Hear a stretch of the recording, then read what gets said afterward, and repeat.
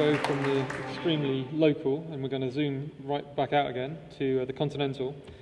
So I'd like to share some very hot off-the-press results from some work that's ongoing within the Malaria Atlas project, mainly based here in Oxford, on modelling the changing landscape of malaria control, infection and disease in sub-Saharan Africa since the year 2000.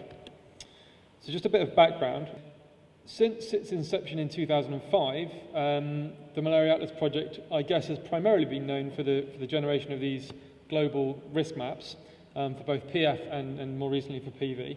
These are cross-sectional maps of risk, so they're tied to a specific target year, and the most recent iteration is this one for 2010.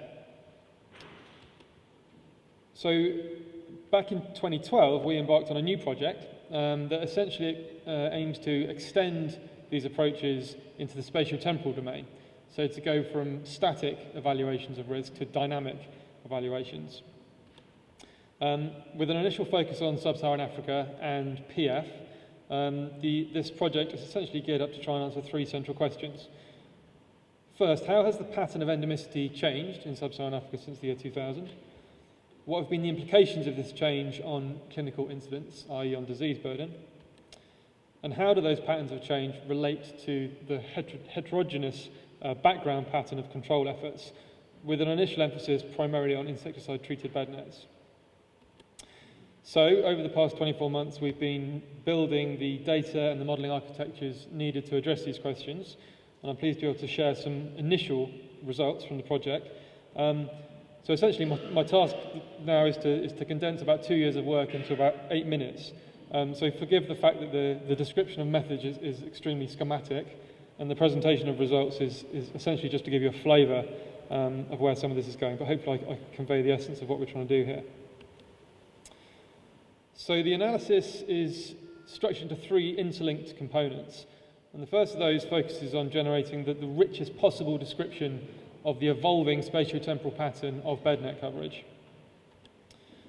So we start with data, and we've got data from around about 100 national surveys that ask questions about bed net coverage in a standardised way. They're all geo-referenced.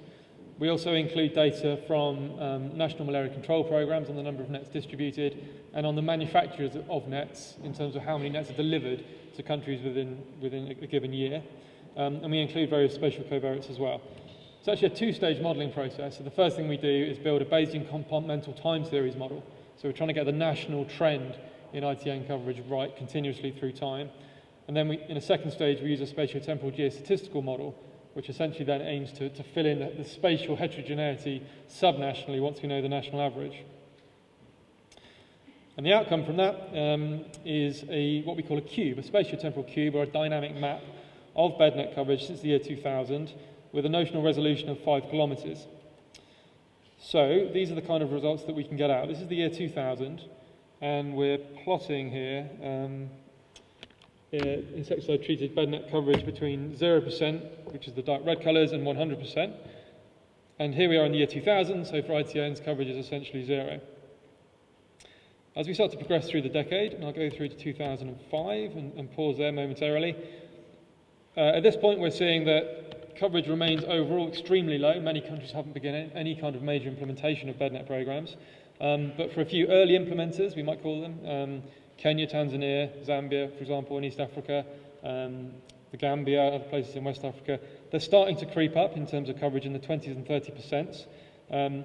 Just to define that metric, that means 20 to 30% of the population sleeping under a net on the night before the survey. So this is a coverage metric of use. So we go a bit further on, 2006 and 7, 8, 9, 10, I'll take it right the way through to 2012, which is the most recent year that we've done this for so far. And you can see that the landscape of coverage is utterly transformed since the beginning of the decade. The overall average level is 49% of adults sleeping under a bed net the night before. So about 50% of populations at risk, which corresponds to the kind of yellow colours in the middle of that range. But you can see there's not one single narrative that explains what's been happening. It's a very, very complicated and diverse tapestry. Every country, every sub-national region has its own time series, its own story. And things don't just move in one direction. We don't just have a monotonic increase. Places scale up, they have a mass distribution campaign.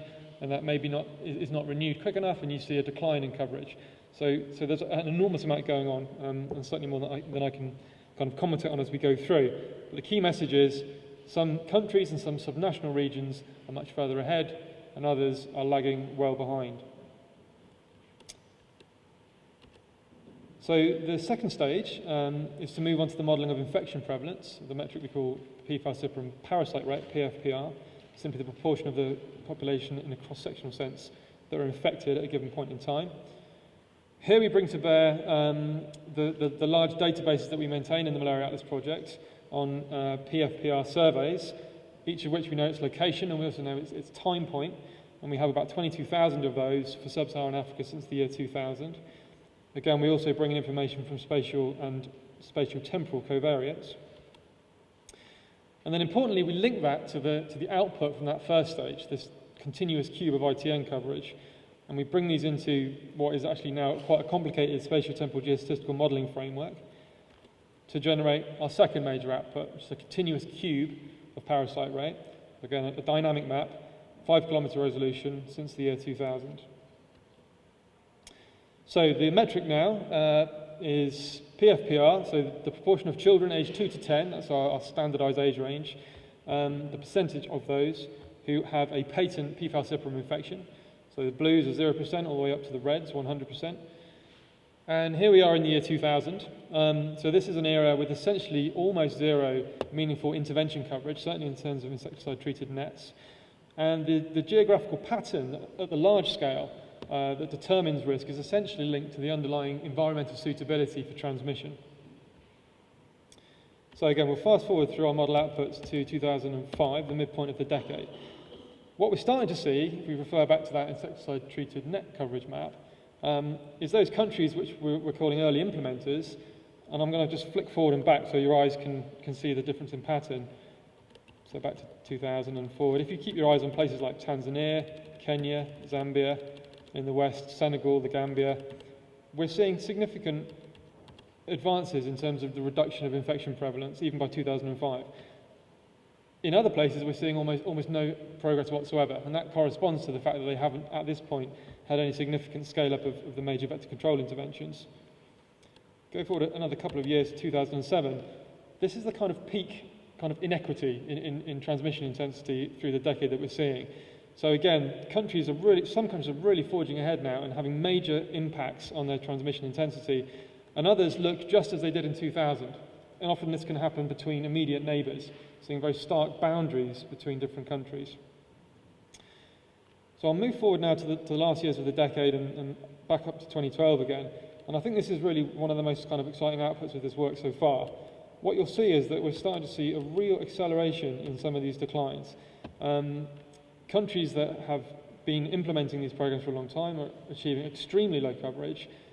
But what's most encouraging is the suggestion, at least, that what would traditionally be called the kind of heartland of high transmission, so large swathes of West Africa, the Democratic Republic of Congo, do now appear also to be catching up. We know that insecticide bednet ITN coverage is ramping up in the last few years, and that appears to be being translated into meaningful declines in transmission intensity. There's many caveats associated with this. I'm not showing you here the uncertainty intervals that we do generate as part of this work. Obviously, when we have lots of empirical data, where we've just had a national survey, we can generate very, very precise estimates. As we come further away in a given country, when the most recent survey becomes more and more in the distant past, the uncertainty intervals grow, and the reliance on some of the inherent assumptions and structures of the model, going back to some of the things Chris was saying at the beginning, the reliance becomes heavier.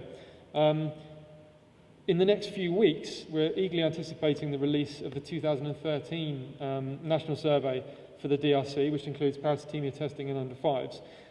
Our hope is that this confirms that the currently largely model-based projection that we've seen these significant declines in that really, really important country, but that will be confirmed and the model will be improved and made more robust when those data come in. And that's the ongoing story. This work is a continual process where new data can feed in and update the map and make our estimates more precise. So the third and final stage is to focus on that final metric of interest, clinical incidence, so the disease morbidity from malaria. And the idea is that we can take our continuous cube of parasite rate and infer what that means in terms of clinical incidence. And to do that, we need to have a model that converts between these two metrics, so that it can predict incidence as a function of observed or predicted prevalence.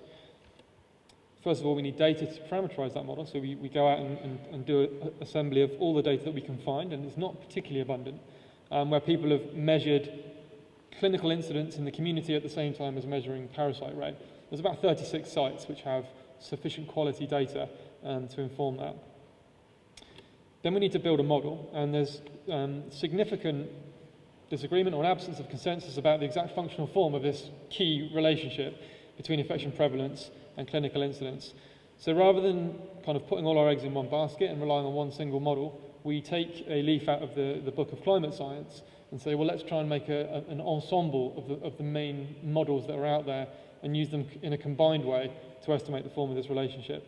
So we bring together models from the three sort of major groups doing this kind of mechanistic modelling work at Swiss Tropical Public Health Institute, at Imperial College, and at the Institute of Disease Modelling at Intellectual Ventures over in Seattle. We add a fourth model, which is our own fairly sophisticated empirical approach to capturing the same relationship. So these relationships are structured by age and by high and low seasonality. This is just one of those 8 potential panels that we generate. And with this ensemble envelope in hand, what we can then do is take the parasite rate cube and we can propagate it in a probabilistic way through this relationship, capturing all the inherent uncertainties in it, and generate finally our third cube, our third dynamic map of interest, which is one of clinical incidence rate. So I'm not going to kind of commentate all the way through this one as I did before, but the metric that we have now is the number of cases per 1,000 people per year. In this particular case, we're showing the incidence across all ages, but we can also stratify by age. Again, for the year 2000, and as I go through the decade, you'll see how this reduces. There's some important implications in terms of the form of that relationship between clinical incidence and parasite rate. It's non-linear. What that translates into is that significant gains in reducing infection prevalence don't necessarily translate into proportional decreases in clinical incidence. So we can have measured progress, there are less people infected, but the number of disease cases that pool of infectious people generates doesn't improve as rapidly. And that's an important kind of mathematical but very practical implication that needs to be kind of understood. So I'll just quickly run through the deck. So 2005, 6, 7, 8, 9, 10, 11, and 12. You can see the patterns shrinking in a broadly similar way to infection prevalence. But what we can then do is put hard numbers on that map, so we can underlay the cube with an equivalent high resolution but evolving cube of population density. That becomes our denominator. We can multiply that by our clinical incidence rates, and we can calculate hard numbers of the actual number of cases per country per year, and we can examine the trends in that. So that's a very brief whistle-stop tour of this little project and some initial results. Just to briefly acknowledge my team, who are mostly here, the wider C group, colleagues at the WHO and other academic groups around the world, our funders, and all those contributors of data to the Malaria Atlas project.